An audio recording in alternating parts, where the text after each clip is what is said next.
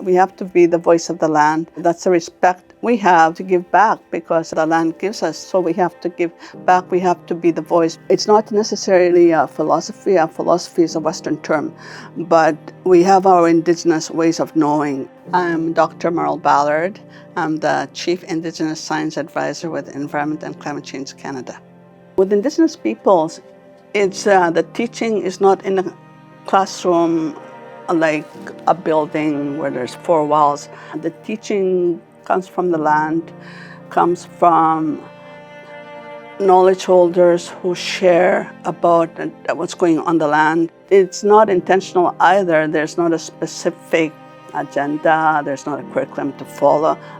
But it's part of the teaching. It's an ongoing process. It's not the forced learning, but it's a learning to be able to look after yourself. Kipimadisu is what we call it. That's the general life that I have, which is based on the activities that I do. When the mentor, mentee, the elder, the knowledge holder teaches, but it's not teach per se. It's a relationship, it's a doing, it's an activity.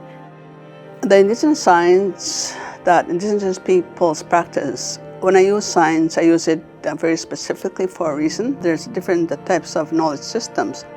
But in this context, I use science because Indigenous people's knowledge of the land, it's about the science of the land, it's about the science of the water, it's about the science of the species, the animal species as well. It's important that to distinguish the Western ways from the Indigenous ways. When we think of Western, it's a very siloed approach. And when we think of Western trained scientists, they go through the process of their training in an academic setting where there's labs and the testing of animals. Indigenous people pass on their knowledge. A knowledge holder does not say to the learner, today I'm going to take you on the land, I'm going to teach you about which way the water flows. It's not like that. It's the relationship where at the same time they're being taught to look after themselves, to be able to sustain themselves, that they're being taught the traditional ways. It's important that people understand Indigenous worldviews because these are a part of the teachings that will inform the public in the importance of land. This is really critical because if people in general make an effort to understand that, and then they'll start to understand Indigenous people's concern over land, the loss of land, the degradation of land, why these issues are important to Indigenous people. They know about the land because they grew up on the land, they were part of the land. I was on the land a lot growing up, and spending a time with the knowledge holders and the traditional activities. I went with my mom and my aunt. We went to Seneca route. We didn't go very far from my mom's house that was on the reserve. But because of the loss of land, taken away from the land and being confined to a reserve, for my mom and my aunt, that was a big day for them. And we packed a lunch and we took lawn chairs. We were out on the land. We took breaks. We made a fire. And then we had lunch. And this was all part of the reconnection with the land because that's what they grew up with. And to them, it was a big day being part of the land. We held a workshop where we invited Indigenous knowledge holders to talk about Indigenous ethics. And what Indigenous ethics is about the ethical treatment of what we call the environment, the land, the water, species, and including man.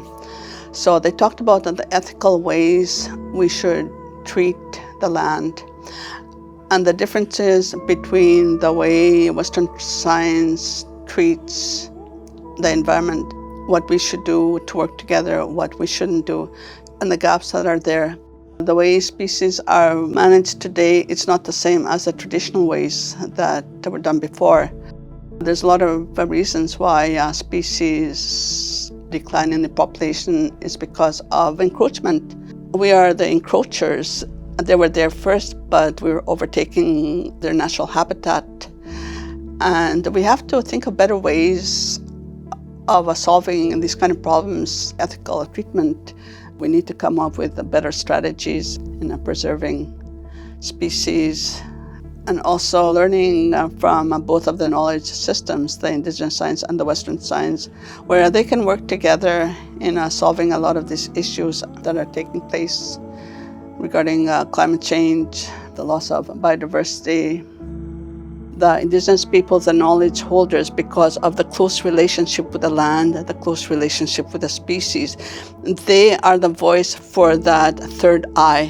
And that's why it's really critical for Indigenous peoples to be the voice, that third eye, the third voice. That's the three-eyed seeing approach that I developed. Three-eyed seeing is what we have to do to manage the species around us. We have to incorporate everything into the conservation and the protection of the lands, the environment, and the species that live in there. For those species around us that cannot talk for themselves, those species that come to us when they're in trouble, we have to start listening. We have to be the voice for them, and we have to respect them as well.